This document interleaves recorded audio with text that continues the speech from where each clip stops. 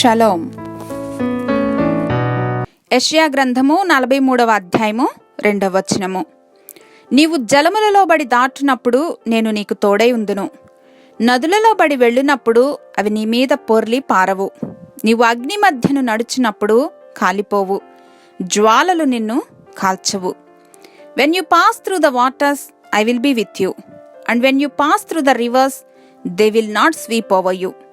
When you walk through the fire you will not be burned, the flames will not set you ablaze. దేవా, నా స్థితి మార్చు అని దేనిని గురించైనా మనం ఈరోజు దేవుణ్ణి అర్థిస్తూ ఉన్నామా?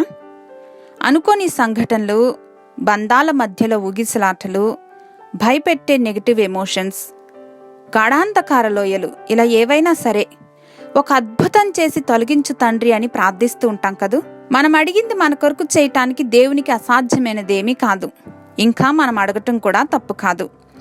But even though he can, God doesn't always choose to put out our fires. Shadrach, Meshach, అబేద్నెగోలు లిటరల్గా ఫర్నేస్లోకి త్రోయబడ్డారు. మంటలు ఆర్పటం దేవునికి ఎంత పని, కానీ దేవుడు ఆ అగ్నిలో వారితో ఉన్నారు. They walk out of the fire without a single burn on them. ఈరోజు మనం ఉన్న స్థితి తొలగించబడకపోతే చింతించవద్దు. ఏ స్థితిలోనైనా మనలను చెయ్యి విడువని దేవుడు మనతో ఉన్నారని ధైర్యం తెచ్చుకుందాం. He will walk with you through the flames, through the water, through the valleys. Hallelujah.